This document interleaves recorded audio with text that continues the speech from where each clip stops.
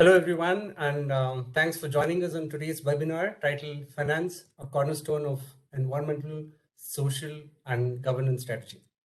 My name is Santosh Premdas, and I'm a Finance Transformation and Strategic Outsourcing Advisor working with Infosys. Currently, I lead the global solution design efforts for Infosys BPM's Finance and Accounting service line. I will be your anchor for today's session, and I'm joined by three experts in this area as panelists, Shirley and Rita from the Everest Group and Vinay from Infosys. We have a great topic for today's webinar, Finance, a Cornerstone of ESG Strategy. And we plan to cover a number of specific aspects related to ESG and the central role of finance in planning and executing ESG initiatives. We will also touch upon ESG reporting that is done to the street, to the regulators, and a broad set of stakeholders. But before we get started, a few administrative items and announcements. This webinar will be recorded and will be hosted on Infosys BPM website for your viewing at a later time. Please use the Q&A tab on your WebEx screen to post your questions as we go along. We have started about 10 minutes towards the end of the session to address questions from the audience. May I also remind you to please access the Everest Group's recent white paper on today's webinar topic. The link to download the white paper will be posted in the chat window. And lastly, we have a few interesting poll questions coming up, so request all of you to participate in that. Okay. So let me get this started by doing a quick context setting. Since the term ESG was coined way back in 2005, enterprises have come a long way in A, developing their ESG strategies and coming up with a very consistent narrative for their stakeholders. B, in terms of ESG practices being integrated into their core business. And C, in terms of monitoring the outcomes and reporting progress made against those commitments. In 2020, the world learned a hard lesson that despite the best laid out plans and preparedness we have, we do not know what disruption awaits us around the corner.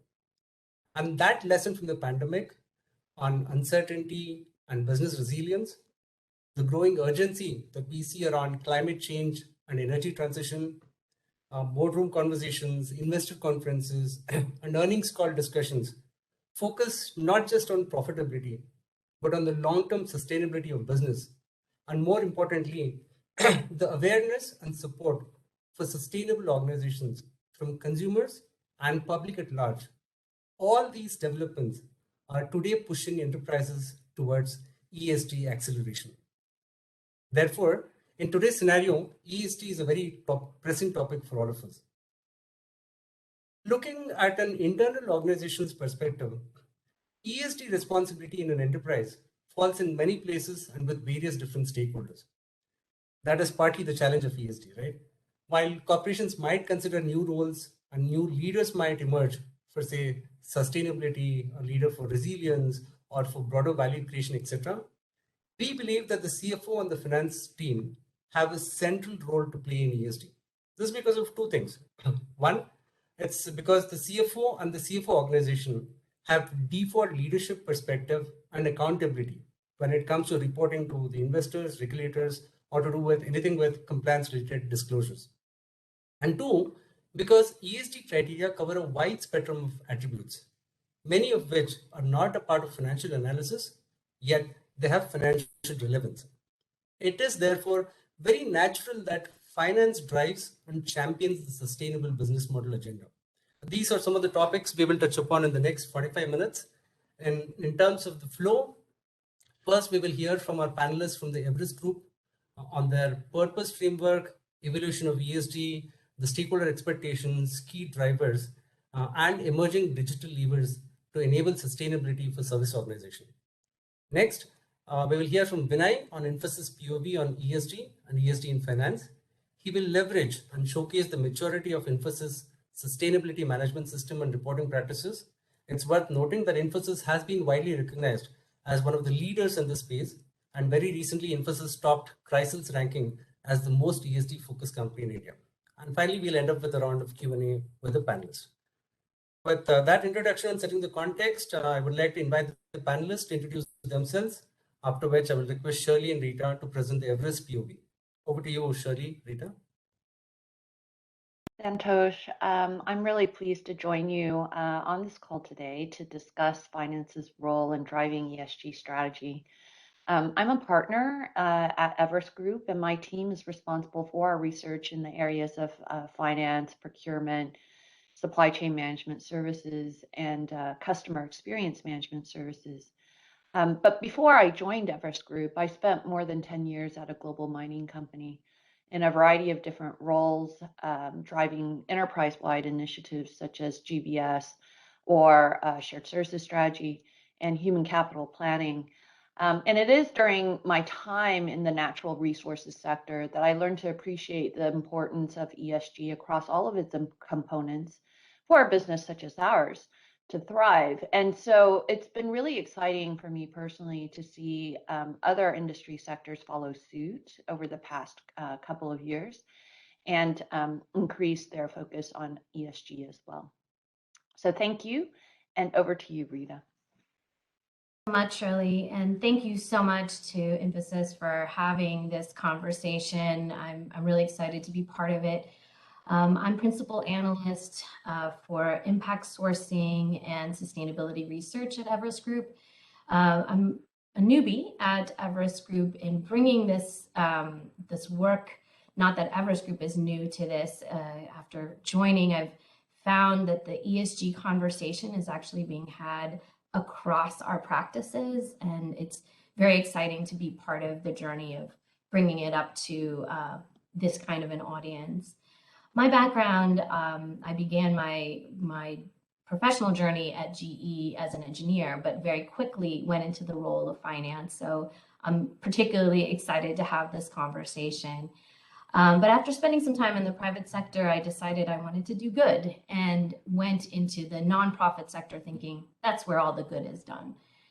And then I found myself living in India and seeing where a lot of the challenges are and recognizing that the scale of the issues are never going to be solved by one sector alone, and that the private sector has a unique role and a unique responsibility in bringing about change. So it's really my honor to be here talking about that. And lastly, my last role in India was as NASSCOM Foundation CEO, and with that role, just the interactions with Infosys, being on your campus, and working very closely, it's just really great to be in this conversation and have done this thought leadership with the team, and looking forward to a great dialogue. Over to you, Vinay. Thanks, Rita. Shirley.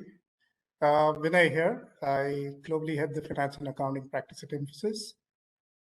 Chartered accountant with 25 plus years experience.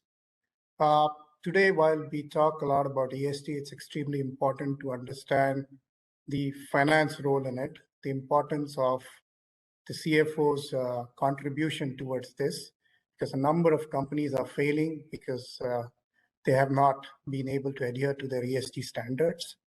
So the discussion that's going to be focused on, at least from my side, is going to be how we as finance professionals are going to, influence this aspect and see that we bring some amount of contribution to sustainability, right? So I look forward to an engaging conversation. So Shirley and Rita, over to you. Great.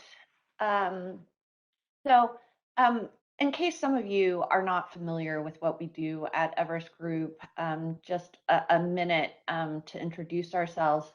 We are a research and advisory firm that focuses on global services. We have 200 analysts covering market trends and developments, service provider capabilities, location strategies and analysis. Really all the information that may impact how business process services, IT services, and engineering services are delivered.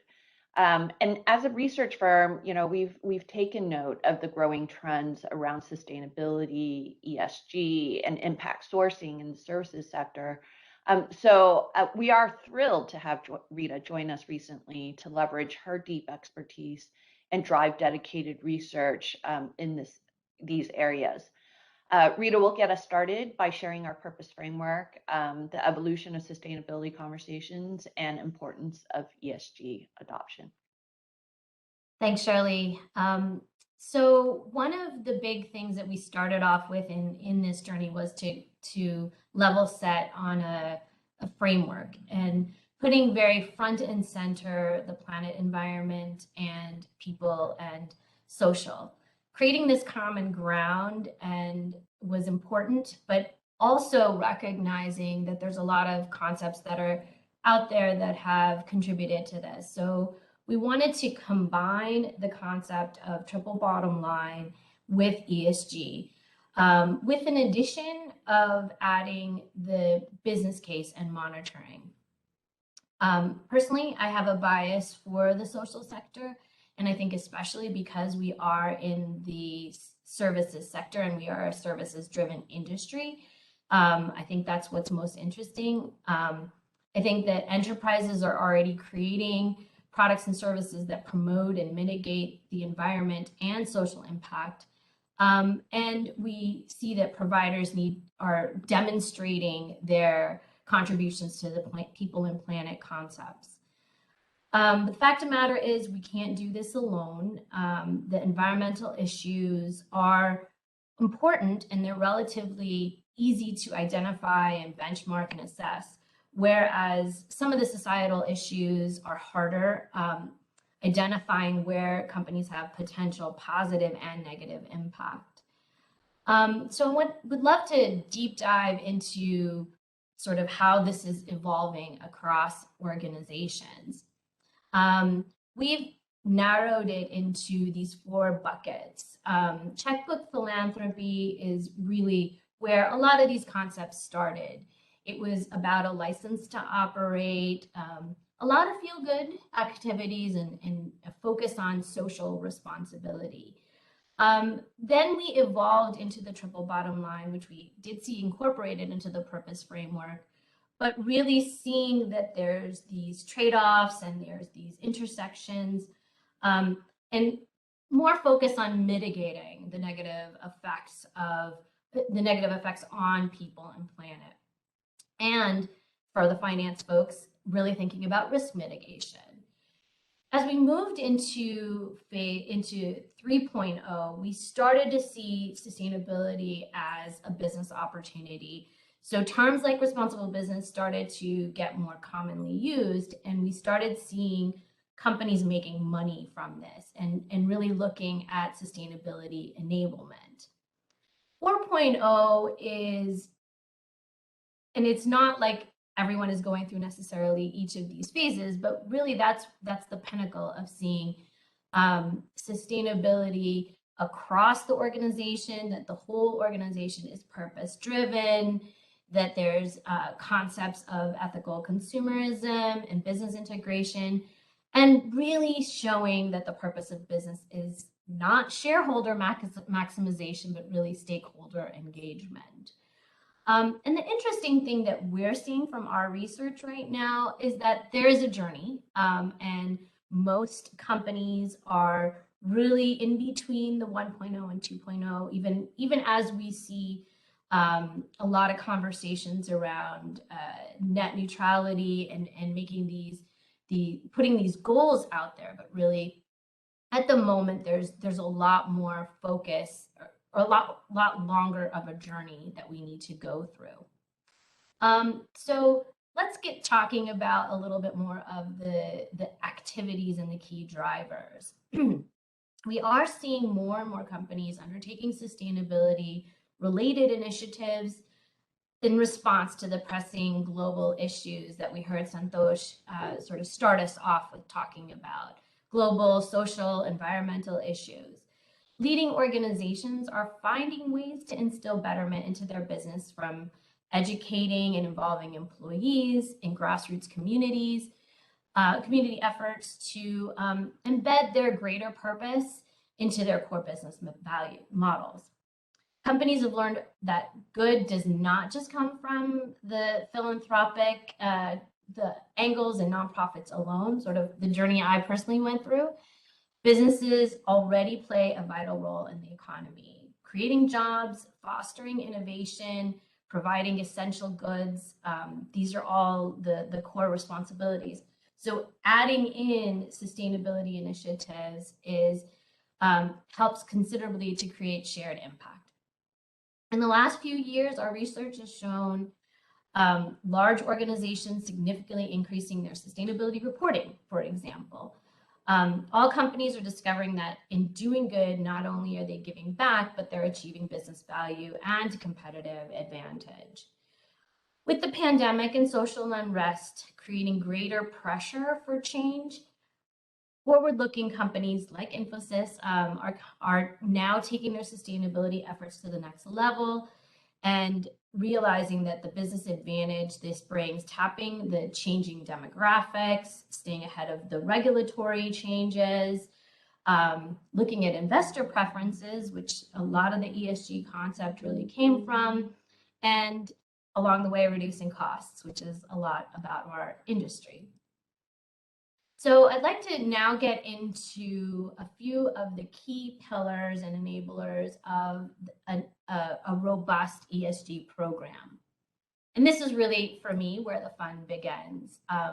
Everything from green IT to mitigating AI bias to creating accessible technologies for persons with disabilities to integrating ethics in your technology implementation.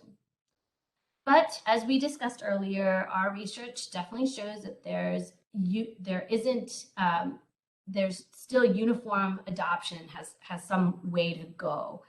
And as we see in this, sustainability is truly the key enablers, is around the strategic integration and the report integration across business functions. And as the saying goes, you can't manage what you can't measure. The reporting piece is essential in all of this. So across the environmental, social, and governance angles. My colleague Shirley is going to get us into more details of what this maturity spectrum looks like and hand it over, Shirley. Thanks, Rita. So in our recent thought paper on the role of finance in driving ESG strategy, we provide a deep dive into the ESG dimensions, their attributes, level of adoption, and maturity level. For example, board oversight is an attribute of the ESG governance pillar, and many large global companies have implemented corporate governance standards, which are subject to regular review by the board. We are also seeing executive compensation beginning to be linked to ESG targets. But by contrast, maturity levels for risk management, which is also an attribute under governance, is lower.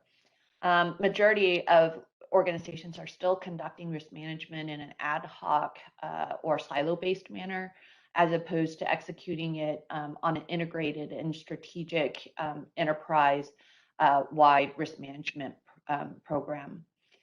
Under the social pillar, while we are increasingly seeing interest in adopting impact sourcing practices where organizations intentionally hire from specific impact groups and have a defined impact sourcing strategy, it's still a relatively less mature attribute.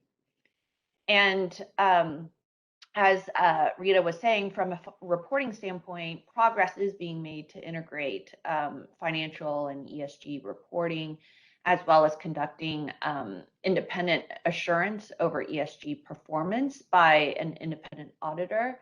However, opportunity reporting for measurement and reporting on ESG related value that is generated or opportunities that are created is still quite nascent in most organizations, even in the large global enterprises.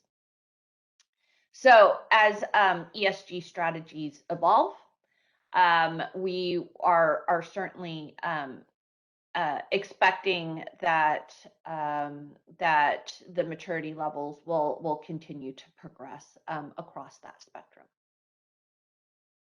Okay. We are also seeing, with the emerging technologies that we're showing here on this slide, that companies will be able to leverage these to drive their sustainability agendas on reducing carbon footprint, ESG reporting and analytics, as well as governance, risk, and compliance. Some of these top digital capability priorities that we're showing here in the short to medium term enable sustainability for services organizations such as cloud computing, AI, and analytics, and IoT. These details, along with much more information on what it takes for finance to drive ESG strategies such as talent model implications, and so forth, is available in our latest published research paper called Finance, a cornerstone of enterprise environmental, social, and governance strategy, which is available to you through Emphasis BPM. And the link is showing on your screen under the chat channel for you to download. So at this point, I'd like to lead us into our first poll question. We'd like to hear from you. How many companies do you think take ESG into account in their investment and decision-making process? The answer choices are less than 20%, 20 to 40%, 40 to 60%, or over 60%.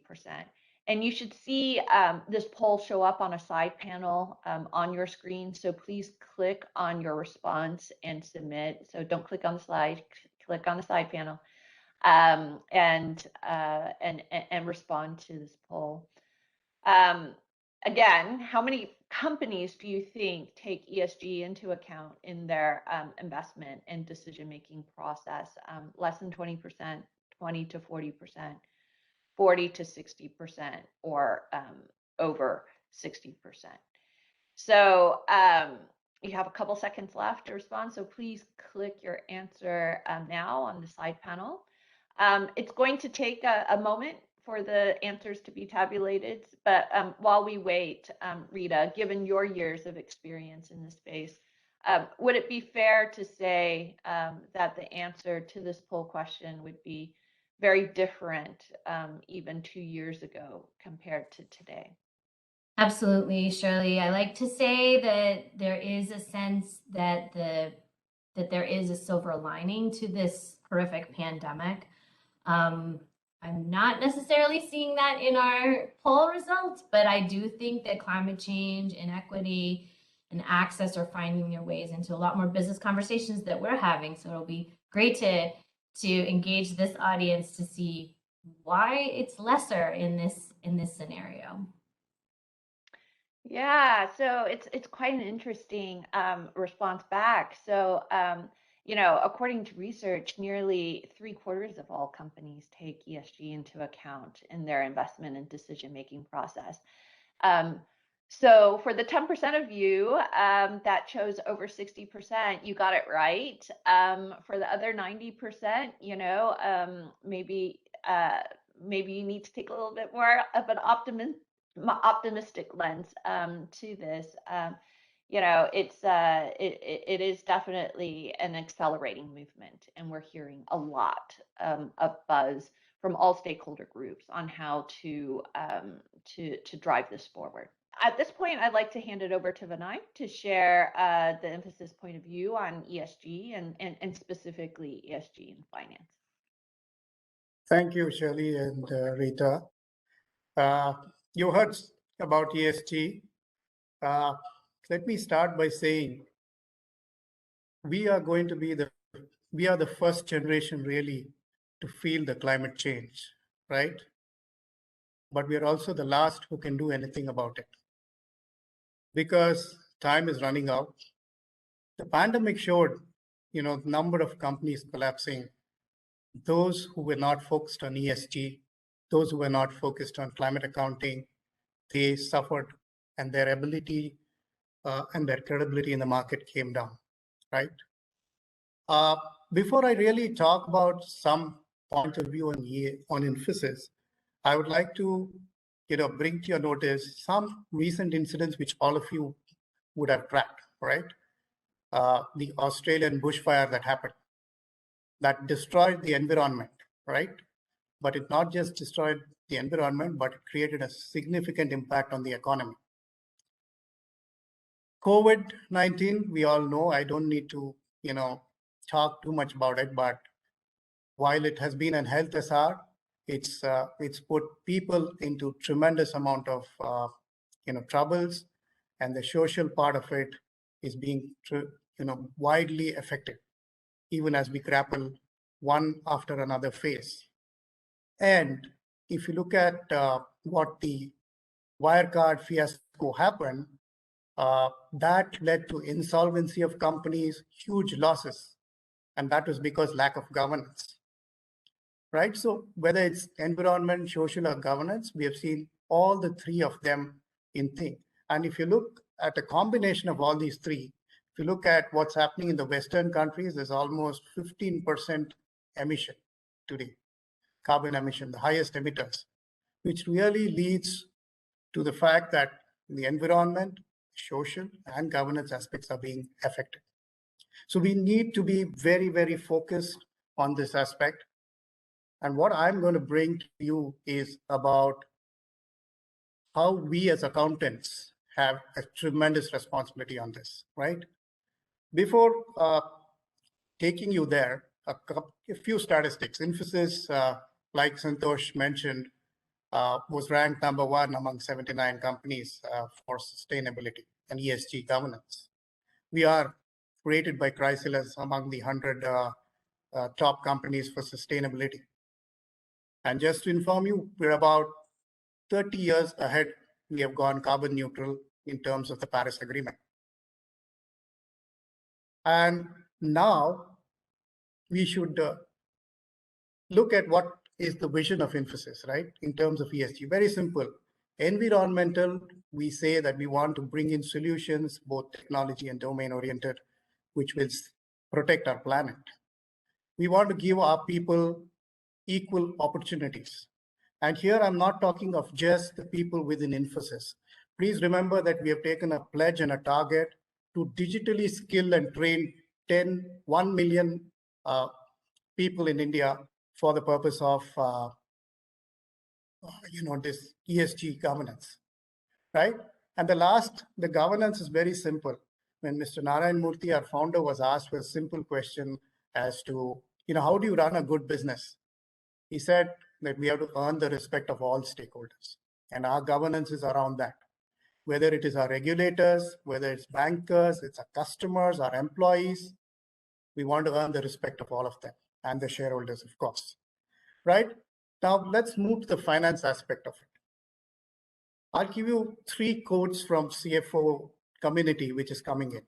For example, the US Global Task Force, they have said that you have to include ESG and climate into all your policy, finance, and risk strategy.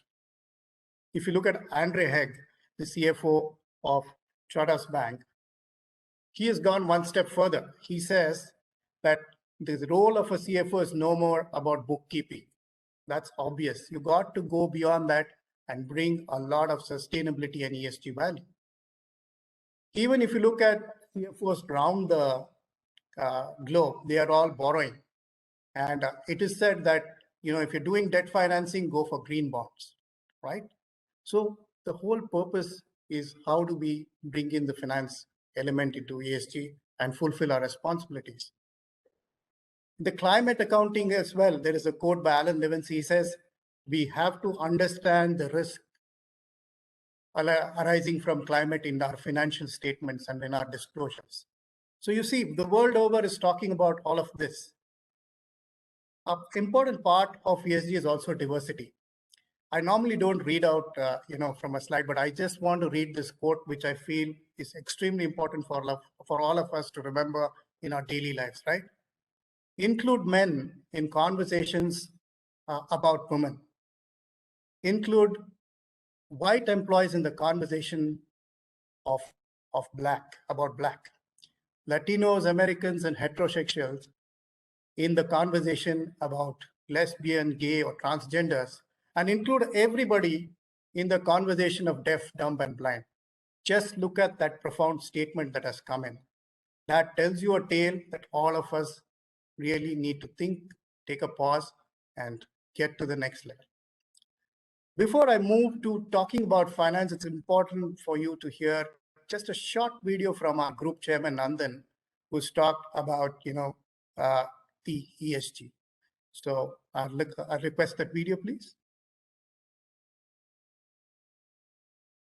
Hello, it's great to be speaking to you today on the occasion of Infosys announcing its ESG goals for 2030.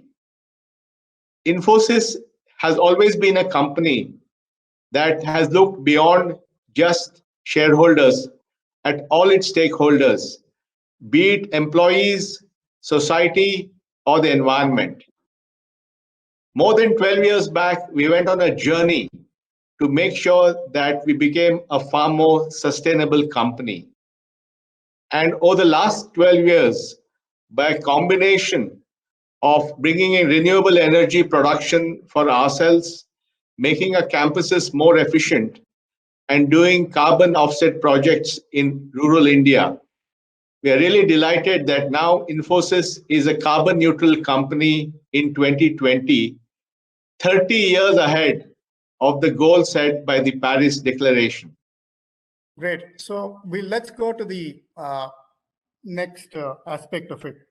Now you will ask me, who are the authorities who are really calling the shots on this, finance around ESG and climate? What are the typical characteristics to understand how good a company is in terms of its ESG? But what do you think are the metrics that we should measure? And this is where I want all of you to wear your accounting cap and listen. Right? The Sustainable Accounting Standard Board is saying that you have to reveal every important financially relevant information relating to sustainability to help the educator, to help the investor to make an educated investment. Same way, the Climate Disclosure Standard Board is saying, make a similar disclosure on the climate-related risks and its financial impact on your company, so that, again, the investor is protected, right? And then there are other authorities like GRI, Global Reporting Initiative, who are just, building awareness around climate change, human rights, or about corruption issues to several organizations, governments, and banks. Then there is the Task Force on Climate-Related Financial Disclosure, which is one of the most important body when it comes to climate accounting, who are talking about how much carbon-related assets are there in the financial sector, or how much of exposure does our finance systems have to this. But the most important one is SFRD, the Sustainable Finance Disclosure Regulation. Now, all of us invest in funds, mutual funds, and etc. And we look at growth profile, we look at margin profile, right? How many of us really look at the sustainable profile of that company or the fund? Very few, right? And that's what is going to be important for all of us to do. Because if the company is not sustainable, growth and the return will also diminish along with it. So these are the 5 bodies who've been really governing it, and they're coming with the perspective, please protect the investor, please protect the environment which helped you create this, great companies that you're running. So what are the characteristics, really about these companies? The first is they will have lower earnings volatility, which means their earning is very stable. You can predict their revenue quarter upon quarter. We all do that with a little bit of plus or minus, forecasting. It will also have a lower propensity to governance failure, because governance is extremely important, right? The third is they will give you, if you look at their financial statements, all the information that is required for you to make your investment in terms of sustainability, in terms of your climate-related risks, which means these are companies which give you higher returns. The sum total of all of these 4, my friends, is that this increases the investor confidence, right? Because it is these people who put that capital which helped you to build the company that you have. And then let's talk of metrics. Now we talk of, these are metrics which you won't, you won't be using today, at least often. What is the emission per $1 billion of revenue generated? Have you ever measured that? Look at the cost of response to risk to preserve our market capitalization. I told you that there has been a tremendous fall in the market capitalization. $40 trillion worth of market capitalization has depleted across the world. How are you going to respond to de-risk yourself from this? Similarly, the climate change has caused tremendous amount of losses. How are you going to react to the cost of maintaining this risk? You also need talent. People is the most important in every aspect. You need talent who understand ESG, who understand climate and climate accounting. What kind of investments that you have made in these? These are the critical aspects that you have to look at as accountants going forward. It's not just gross profit, margin, or your balance sheet ratios. These are also equally important ratios, right? But don't also remember there is opportunities in terms of revenue earning. Now, all of this, if you want to de-risk yourself, requires good amount of solution. So in Infosys, we have brought a good amount of technology solutions to protect the environment. These technology solutions are available as a service offering. So it also gives you an opportunity to earn revenue. So that's, about governance, metrics, and things. Let me spend another minute or two on climate change and accounting. What are the key expectations from climate accountants? You heard of accountants, chartered accountants. Now we are coming to climate accountants, right? You ensure that you track and report and disclose the right metrics, which will give you the stability of your financial statements, the reliability of financial statement, contributing to the stability of your company. You also have to have a strong governance around disclosure and reporting. That's extremely important.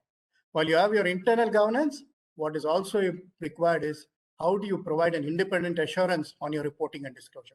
So these are the key expectations from climate accountants, and it's not very different from any accountant, right? But this is focused on climate ESG. A robust climate disclosure will ensure that a reduction in cost of capital and efficient use of capital, right? Allocation to companies so that there is a proper rate of return, and all of this boosts investments, which means it boosts the economy. So these are three aspects that you must keep in mind in terms of measuring the robust climate disclosure. Now I'll just end with talking to you about what are the core elements. I'm talking so much about disclosure. What are the core elements for disclosure? Two are very, very business as usual. Metrics, I already talked of it, that you track the right metrics, report and thing. Governance is required, extremely important. But look at the other two aspects. Strategy. Today we strategize around, what is going to be my growth, which is my product, my service, my margin. A significant portion of your strategy will have to include corporate, not just corporate governance, but ESG as well as climate accounting risks. We focus on process and technology risk, business continuity planning, and disaster recovery. We will also have to build in our risk framework, climate risks, ESG risks. So therefore, I think as accountants, we have an onerous task here to bring all these aspects into our reporting, disclosure, and accounting. Okay, with this, I will, having talked to you a little bit about all of this, I think it's good to test you with a question, which is our second poll question. And the question is, which element of ESG you think is the most difficult for investors to assess? I told you that it's all about investors as well as stakeholders, right? And for companies to show continued progress. Is it environmental? Is it social? Is it governance? Let's go for it. We will wait for this, which will lead a segue to the next probable question from Santosh. So we have about 10 seconds left. Environmental, social, governance.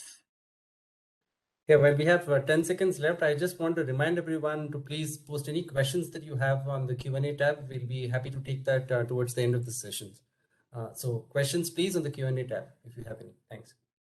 Interesting. Environmental got 45%, social got 27%, and governance got 15%. Probably we'll pass this question of which is the correct answer and why to our Everest colleagues. Rita, do you want to pick that up? Sure. I think another surprising answer in many ways. We usually think of social as the most difficult for investors to assess, and that is often coming from the fact that tracking and data is a lot more concrete with a lot of the environmental issues. So I'm really hoping we get some questions from this audience, since all of the poll questions have been answered very differently from what we were expecting. Personally, since I came from the economic and development sector, I think that working on social issues is harder to measure, and that the data is, while there's a lot of it, it's not as mature and as tangible. So I'm really looking forward to engaging with this audience.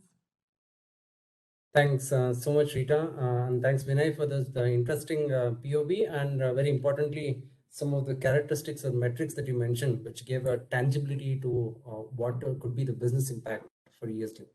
Okay, let's head to the third question that should give people some time to think about any questions. The third poll question is, what is the difference between CSR, which is corporate social responsibility, and ESG? The answer options are: CSR and ESG are seen from the same lens. CSR makes business accountable, while ESG makes business or sustainability measurable. And the third is CSR is a criteria used by investors, whereas ESG is a business model used by individual companies. So please use the polling panel on the right-hand side of your screens to actually start giving your responses. That should be pretty straightforward. We have a few seconds still left. What is the difference between CSR and ESG? So we have the results over here. The answer is the CSR makes business accountable, while ESG makes business measurable. So that's a whopping 62%. They've got this one right, Rita. And this was pretty straightforward, but there's still about 28% who believe that otherwise. And I think CSR is about accountability and creating positive impact to the communities that we work and live in. ESG is about sustainability, and it's the quantification or the measurability of that. CSR and ESG at some level seem to address the same issues and initiatives, which is why it is a bit confusing for a small minority of us, which is that 28%. I would say CSR and ESG are related, but they are not really interchangeable. Let me explain. CSR is about companies being conscious of the impact that they have on the wider society and driving initiatives to support the environment, the economy, or the society that they impact. Whereas while CSR is self-regulating in nature, it focuses on accountability, and it's primarily driven by the company's company's value, and it can be seen as a moral mirror. ESG, on the other hand, is much broader, because beyond social and environmental, it has the governance pillar, it is more measurable, and it focuses on the quantitative aspects, which is what gives the investors and the stakeholders an indications of not just the programs, but the practices, actions, and more importantly, the outcomes against ESG commitments. So in that manner, it is an investors' criteria. Maybe I can convert this into a question for Vinay. Given that ESG is a very important investors' criteria and quantifiable, Vinay, maybe you can throw some light on in this. And your thoughts on the responsibilities of the CFO and the CFO's office, which you earlier referred to, on what are these responsibilities that could be there on the ESG front for the finance function? See, I think the responsibility is not just of a CFO. Let me answer this question. This is the responsibility of the entire company that is involved, right? There has to be board accountability, because without governance and board accountability, you're not going to succeed in this. The CFO's office, I've already talked of their importance in making that financial statements reliable from this perspective. You've got to study the demographic trend and also give a lot of opportunities the people should be trained on all of these aspects. That's important. And then recognition of this aspect itself, that how it's impacting and how you're going to go about de-risking yourself. These are the 4 or 5 things that I would believe is important for maintaining a good ESG framework. Santosh. Thanks so much, Vinay. There's a question that has come up. I'm going to pick up one of these. There's a very interesting question. Possibly, Rita, I could send this your way. What is the expectations of financial capital disclosures from the GRI standard, DJSI, MSCI, CDP, and TCFD? So what are the expectations of financial capital disclosures from the GRI standards? I think that's actually very close to the question that we received also in chat, which is about benchmarking around ESG to improve all 3 components of social, environment, and governance. And I think all of that really is very much related to how Vinay described a lot of the standards and the disclosure mechanisms that are out there.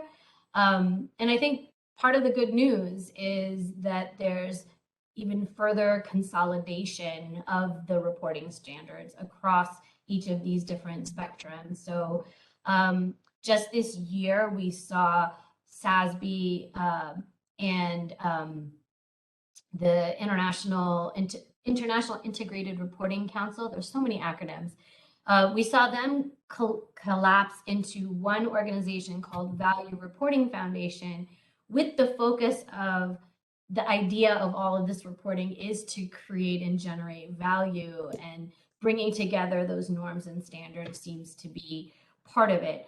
But then now recently, the International Financial Reporting Standards, which is global, recognized throughout the world, that has now created an International Sustainability Standards Board.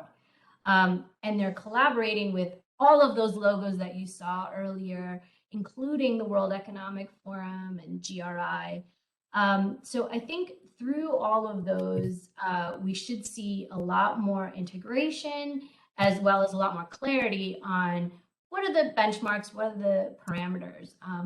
You'll see also in the report that we did in the white paper, we've gone through even further benchmark items that could be useful to every organization in terms of coming up with these standards.